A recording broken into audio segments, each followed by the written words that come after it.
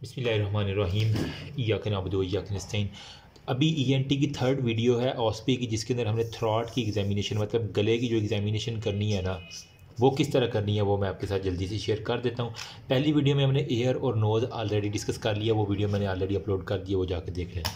अच्छा, अब थ्रॉट के अंदर सेम वही हमने प्रोटोकॉल फॉलो करनी है। सबसे पहले आपने इंट्रोडक्शन अपना करवाना, मेरा नाम फ़लाँ है, मुझे आपके गर्दन का मुआयना करना है, इस दौरान आपको कोई किसी की तकलीफ़ नहीं होगा, आप मुझे रोक देंगे, ठीक है। नंबर सेकंड पे सिटिंग आपने इसकी देखनी है, ठीक है। आपने हमेशा अपने पेशेंट की राइट साइड से जो है ना वो अप्रोच करना है, ठीक है। स्टूल अगर लेफ्ट साइड पे पड़ा तो उसको घुमा के लेके इतनी तकलीफ़ कर लेना कि राइट साइड पे ले आना, ठीक। नंबर थर्ड पे आपने क्या करना है, हेड लाइट जो है ना वो उसको आपने अपने जो है ना वो सर के ऊपर जो है ना वो रखा लेना है, ठीक है। हेड लाइट की सेटिंग उतनी देर में आपने कर है। नंबर 4 पे आपने उसको, अगर तो मेल है तो ठीक है, अगर फीमेल है तो उसका नकाब उतरवा लेना है, ठीक है। वो एक गाना भी है ना, काली काली जुल्फ़ों के फंदे ना डालो, तो आपने वही जो है ना वो उसका एक्सपोजर करवा देना है, ठीक है।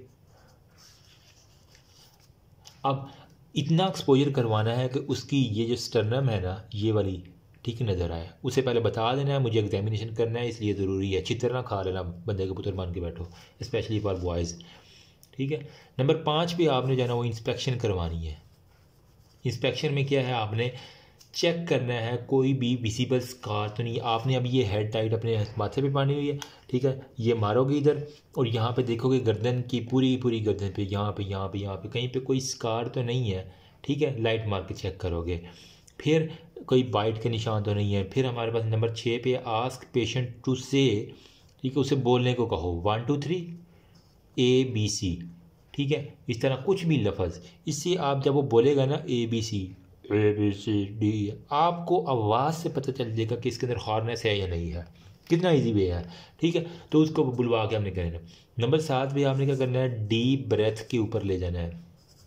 लंबा सांस से गहरा सांस लो, ठीक है। जब वो गहरा सांस लेगा तो चेक करनी है आप उसकी वीजिंग को, ठीक है, कि वो सीटी की आवाज़ तो नहीं आ रही। स्टाइएटर को चेक करना है कि आया कि वहाँ पे कोई खौफनाक किस्म की आवाज़ तो नहीं आ रही। तो डीप ब्रीथ इस तरह करके तो नहीं आ रही है, बिल्कुल खामोशी से जा रहा है, ये हो गया। नंबर 8 पे आपने उसको कहना है कि कुछ थूक को गले से निकलो। जब वो गले से निकलेगा तो उसने हमें गले की हरकत चेक करनी है, ठीक है। कोई भी वहाँ पे स्वेलिंग तो नहीं है, ठीक है। तो हमारे पास क्या आएगा, आस्क टू स्वेलो सलाइवा, थूक निकलने को कहो। फिर नंबर 9 पे आपने कहना है आस्क फॉर एनी पेन। आपके गले में किसी किस्म की दर्द, किसी किस्म का कुछ और आपको जो बताना चाह रहे हो तो वो पूछ लेना है, ठीक है। तो हमारे पास नंबर 9 पे any pain in the throat हो गया। नंबर 10 पे आपने क्या करना है, लेरेंजियल क्रेपिटस को चेक करना है। गले में क्रेपिटस क्या है कि मतलब जिस तरह हमने नोज़ में क्रेपिटस चेक किया था कि अगर कोई टूटी हो तो आपको क्रैकिंग की आवाज़ आती है, सेम इसी तरह आपने गले के अंदर भी चेक करना है। और गले के अंदर क्रेपिटस होता है, वो नॉर्मल बंदों की है, ठीक है। तो क्रैकिंग की आपने थायराइड जो है ना वो ग्लैंड उसको पकड़ के हिलाना है थोड़ा सा, तो आपको वो अगर क्रेपिटस मतलब कि कड़क कड़क की आवाज़ें आ रही तो मतलब ये ठीक है गला। अगर बिल्कुल स्टिफ हुई है तो फिर इसका मतलब कुछ ना कोई हमारे पास मसला है, ठीक हो गया। ये 10 पॉइंट आपके हो गए क्रेपिटस वाले। अब हमारे पास है 11वां पॉइंट जो कि इंपॉर्टेंट है, वो आपने है कि लेरेंक्स को जो है ना वो गले के अंदर सबसे पहले फेरेंक्स और फिर लेरेंक्स आता है। तो लेरेंक्स कैसे चेक करेंगे, ये सपोज करें उसकी ये है जी स्टर्नम है, ठीक है। ये स्टर्नम है और ये साइडों पे सारी की सारी ये स्टर्नल नॉच आपको नज़र आ रही है, जिसको एनाटॉमी आती तो आपने क्या करना है, एक फिंगर यहाँ पे और एक ये यहाँ पे, और मिडल फिंगर को आपने स्टर्नल नाच के ऊपर रखना है। अब ये जो छोटू सा बेचारा है तो इस वजह से स्टर्नल नाच के ऊपर मिडल फिंगर, बाकी साइडों के ऊपर जो है ना वो स्टर्नम की जो मिनुब्रियम होता है ना, ऊपर वाला पार्ट ये देखो ना मिनुब्रियम होता है, ठीक है। फिर हमारे पास बॉडी होती है और फिर हमारे पास जीफ स्टर्नल प्रोसेस होता है। ये जो मिनुब्रियम है ना इसके साइडों के ऊपर आपने एक फिंगर ये और शहादत वाली ये, बाकी जो नाच आ रही है तो उसके ऊपर आपने मिडिल फिंगर रखनी है। मिडिल फिंगर के जरिए यहाँ पे आपको यहाँ पे जो है ना वो ट्रेकिया आपको फील होता है, सी शिफ्ट कार्टिलेज जिसकी जरूरत है वो आपको फील होता है, नज़र आएगा, ठीक है। ये आपने कर लिया ट्रेकियल एग्जामिनेशन। अब हमारे पास नंबर 12 पे है ओरल कैविटी की एग्जामिनेशन, ठीक है। ओरल कैविटी की एग्जामिनेशन, इसमें आपने कहना है कि यार मुंह खोलो बेटा, मुंह खोलो अपना। फिर आपने क्या करना है, वही टंग डिप्रेसर, मेरा किधर गया यार चम्मच, ओ माय गॉड किधर गया यार, ये मिल गया मुझे, ठीक है। तो टंग डिप्रेसर इस तरह एल शेप्ड होता है। तो आपने उसके कहना है बेटा मुंह खोलो। जब वो मुंह खोलेगा तो आपने क्या करना है, टार्च आपने अब ये माथे पे रिमेंबर जल रही है आपकी टार्च, ठीक है। तो आपने यूँ करके ये देख रहे हो, ठीक है, यूँ करके इसका मुंह नीचे करके इसका टंग के जो है ना वो दाएं बाएं करना, ठीक है। इसी कहना फिर आपने दाएं बाएं टार्च से देखना है, ज़ुबान बाहर निकालो, चेक करो। अच्छा, जब आप मुंह खोलेगा ना तो आपने दाएं बाएं देख के उससे कहना ज़ुबान बाहर निकालो। जब ज़ुबान बाहर निकलेगा फिर आपने टंग डिप्रेसर डालना है, ठीक है। फिर आपने सारी ओरल हाइजीन चेक करनी है, फिर दांत उसके चेक करने हैं, ठीक है।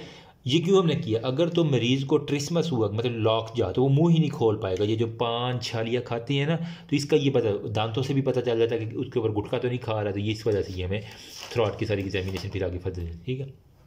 फिर आपने मरीज़ को कहना है कि ज़ुबान बाहर निकालो, ठीक है। जब वो ज़ुबान बाहर निकालेगा, ठीक है, तो उसे कहना है कि यहाँ पे दाएं लगाओ, फिर बाएं लगाओ, फिर ऊपर तालू को लगाओ, ठीक है। तो उसके इस दौरान आपने टार्च लाजमी मुंह में मारने की, आपको किसी किस्म की कोई चीज़ नज़र आ जाए। नंबर 13 पे आपने क्या करना है, पालपेट करना है ओरल कैविटी विद ग्लव। आपने हाथों पे दस्ताने चढ़ा लेने हैं, ठीक है। वही लाइट आपने मार रहे हैं और हमारे पास जो है ना वो राइट हैंड से कोशिश करना दस्ताने पहन के। सबसे पहले आपने उसके लिप्स जो है ना वो शराबी से होंठ उसको जो है ना वो आपने पालपेट करना है।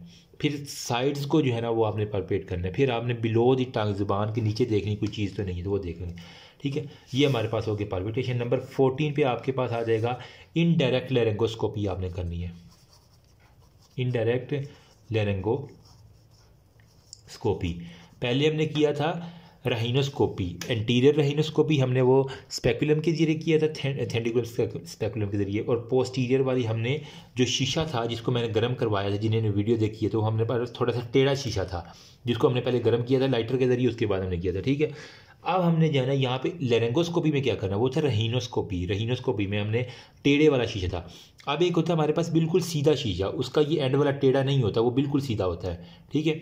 तो हमारे पास ये जो शीशा जिसके ऊपर एंड के ऊपर बिल्कुल सीधा शीशा होता है, तो ये वाला हमने यूज़ करना है इनडायरेक्ट लेरेंगोस्कोपी के जरिए। इसका डंडा यार अब ये मुड़ नहीं रहा, बिल्कुल सपोज करिए ये सीधा है, ठीक है। अगर टेढ़ा होता तो ये ऊपर से यूँ मुड़ा होता है, लेकिन ये आप देखो बिल्कुल सीधा है, सपोज कर लो। अब आपने क्या करना है, सबसे पहले आपने यही लाइटर जो है ना वो जलाना है, ठीक है। इसको मैं चल जाओ यार, ठीक है, ये लाइटर जलाया। अब इसका जो है ना ये शीशा जो है इसको आपने गर्म करना है यूँ, ठीक है, 5-6 सेकंड के लिए।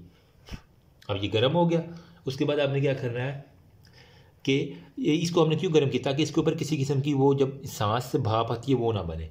फिर आपने क्या करना है, पहले अपने हाथ पे लगाना है, ठीक है। उसके बाद पेशेंट के हाथ पे लगाने से कहना कि ज़्यादा गर्म तो नहीं होगा, नहीं सर, ठीक है। उसके बाद उसने जो आपने क्या करना है वही गाज जो है ना, ठीक है, उस गाज से उसे कहना है कि अपनी ज़ुबान बाहर निकालो। जब वो ज़ुबान बाहर निकालेगा तो आपने उसकी ज़ुबान पकड़ लेनी है, ठीक है। अब ये शीशा को उल्टा करके ले जाना है और अंदर जाके 180 डिग्री पर जो है ना वो रोटेट कर देना है आपने, ठीक है। तो जब अंदर लेके जाएंगे फिर अब रोटेट करेंगे तो आपको क्या होगा, हाइपोफेरेंक्स, ठीक है, लेरेंक्स, एपिग्लॉटिस, ग्लॉटिस और वोकल कार्ड्स वगैरह वो सारे के सारे आप चेक कर देंगे। ये होगा हमारे पास इंडायरेक्ट लेरिंगोस्कोपी। एंड पे आपने वही जो है ना वो लिम्फ नोड चेक करना है, submental, submandibular, anterior cervical, posterior cervical, anterior auricular, posterior auricular, और हमारे पास ऑक्सीपिटल जो है ना वो लिम्फ नोड चेक करना है। तो ये था यार थ्रॉट के बारे में एग्जामिनेशन, एक मोटी मोटी सी मैंने पॉइंट बता दिए, और इतना कर लोगे तो इंशाल्लाह आपके नंबर नहीं घटेंगे, ठीक है। हमारे टीचर ने हमें इसी तरह बताया था जो मैंने आपके साथ शेयर किया। और कोशिश करना लाइट अपनी लेके जाना, और एक जो है ना वो कोई ग्लव्स भी अपने लेके चले जाना, और साथ में आपने कोई ना अगर आपने नोज़ की एग्जामिनेशन करनी तो कोई सूंघने वाली चीज़ भी ले जाना, अमूमन पड़ी होती है लेकिन आप, और अगर हो सके तो लाइटर भी एक ले जाना, ताकि एग्जामिनर की जो ब्लिंक करती है ना आँख, वाह ये बच्चा तो काफ़ी जो है ना वो पढ़ के आया हुआ, अच्छी तैयारी करके आया हुआ है। ये छोटी छोटी चीज़ें होती हैं जो एग्जामिनर को इम्प्रेस करती हैं और वो फिर खुशी से नंबर देता है, ठीक है। तो एग्जाम में मेरे ख्याल में जो वाइवा के अंदर एग्जामिनर है ना उसका मूड के ऊपर डिपेंड करता है। या तो अगर वो घर से लड़ के आया है तो बड़े गंदे नंबर दे के जाता है, अगर तो वो घर से बीवी से खुश होके आया है तो बिलीव में बहुत अच्छे नंबर दे के जाता है। और इवन अगर कोई बेचारे किसी बच्चे को ना भी आ रहा हो ना फिर भी उसकी मदद करके वो कर देता है, ठीक है। Prepare for the best, hope for the best, prepare for the best, ये मेरी स्ट्रेटजी है कि अपनी तैयारी अच्छी रखो, ठीक है, और बाकी किसी के ऊपर रिलाई ना करना। स्टेप सारे फॉलो करने हैं। लाइट आपका यूज़ अच्छे से आना चाहिए, आपको किस तरह ये टंग डिप्रेसर यूज़ करना है, कौन सा मिरर यूज़ करना है, टेढ़े वाला यूज़ करना है या सीधे वाला यूज़ करना है, वो आपको पता होना चाहिए। अब नेक्स्ट वीडियो में मैं इंस्ट्रूमेंट की बनाता हूँ और जो OSPI के पेट क्वेश्चन लगे हुए हैं वो मैं आपके साथ शेयर करता हूँ। If you have any query up till now you can ask me. Thank you so much. Remember me also your precious player. अल्लाह हाफिज़।